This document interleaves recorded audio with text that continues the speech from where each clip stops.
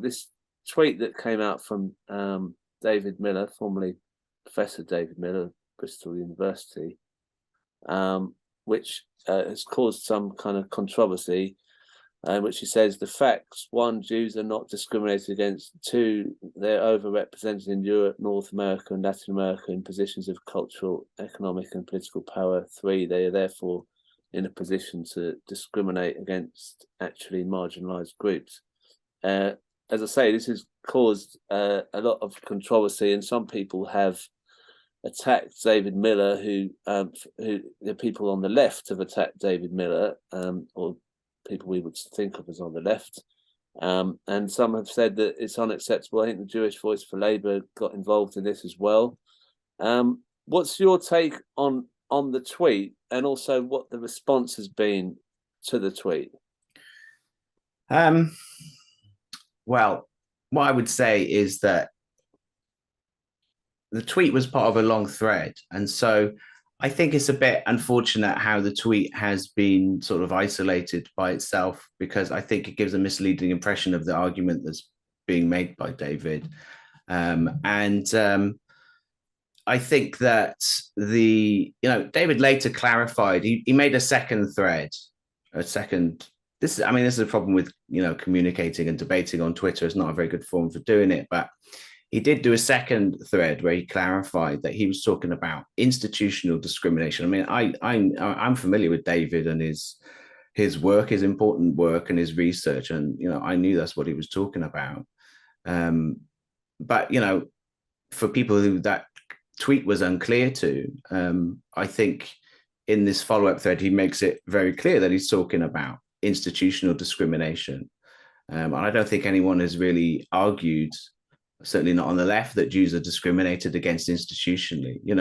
The pro-Israel groups, of course, claim the Labour Party was institutionally anti-Semitic against Jewish people, which we all know was rubbish, and there was no evidence found of it, even in the HRC report.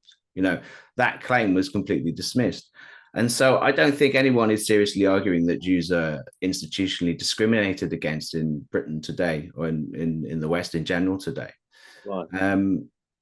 So, David's a sociologist, and sometimes he talks. I mean, Jackie Walker's made the point that sociologists sometimes talk in a way that is kind of generalizing, and that is just part of the academic discipline.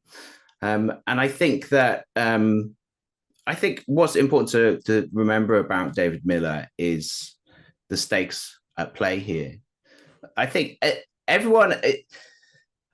I think it's unfortunate the way David was condemned. Like I disagree with the condemnations of David. I've got to say, it's not.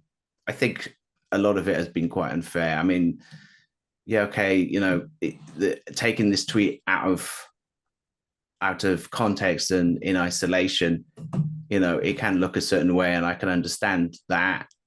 But on the other hand, I think it's a shame to be just denouncing David in a really unfair way because of everything that he's been through. I mean, look, David was a professor David didn't have to do any of this. David is a really important academic who has done a lot of work on not just the Israel lobby, but he was one of the co-founders of Spinwatch, an organization which has done a lot of important work on in a lot of different areas. And, he, around about a decade ago, he started, so he's done all this work on propaganda and misinformation and all this and really interesting stuff on all different kinds of lobbies and organizations which have influence in public life. So then why wouldn't he influence that? Why then also wouldn't he do research on the Israel lobby? And eventually he did come to it and start doing it around about a decade ago, which is when probably more than a decade ago now. Yeah, it was 2011 when I first met him. And, he's done a lot of really important, him and his colleagues have done a lot of really important research and made a lot of important discoveries about the Israel lobby, how it operates in this country. And at the end of the day, he lost his job for it. He lost his career for it. This is the thing, he didn't just lose one job. He's been exiled from his career. Like he cannot find, it seems to me, he cannot find, and he is unlikely for this foreseeable future to be able to find an academic job in this country. and in primarily the main, if not the only reason for that, is because of the actions of the pro-Israel lobby. They successfully terminated his job at Bristol University.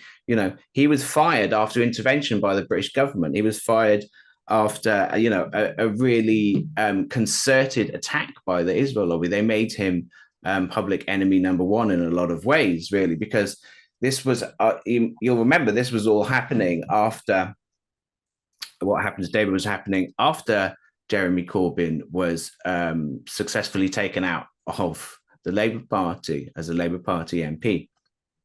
And so the Israel lobby was really emboldened by its successful political assassination of Jeremy Corbyn and the Jeremy Corbyn movement, the Corbynist movement, and its removal from the Labour Party, its removal from quote unquote mainstream public life, and so it's moved on to other areas.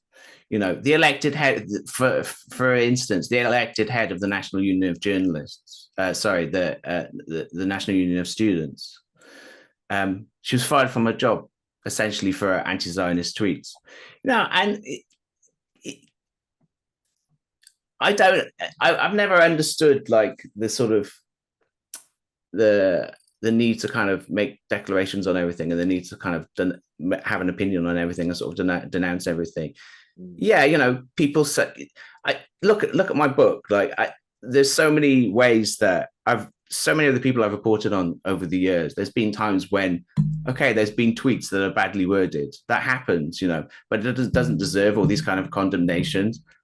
Can't we engage in debate on the facts rather than denouncing people? It's this sort of Twitter thing saying it's very short tweets, not many words, people attacking someone for something that's probably, like you say, a thread and taken out of context.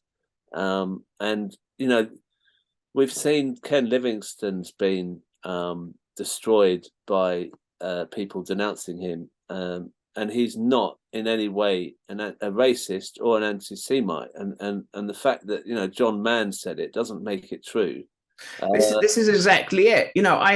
I defended Ken Livingston when he said what he said about the Hitler supporting the Zionists, because I knew. I happened to know because I'd read about it. I happened to know, and because I work in this area, I happened to know that it was factually true. But then a lot of people didn't necessarily know that, so it was all this. And let's not forget, it was a national story. It was a national story. And I defended him at the time, and I said, "Well, this, on Twitter, and just saying this, this happens to be true." And then I had a lot of people on the left like message me privately saying, "Oh yeah, well, it maybe it's true, but like we shouldn't be saying that because it's going to cause problems, etc." Well, okay, right, okay. Let's say you take that position. Fine, you think that what he said was not like very smart or wasn't very tactical, whatever. So then, are you saying it was right that he should have been expelled from the Labour Party? Because that's what. In effect, that's what happened. Let's not kid ourselves. Yes, okay, he quit technically, but as you said, his life was basically destroyed by that. He was destroyed by that. He was destroyed by that politically. Ken Livingston. What a shame. What an end to a magnificent political career.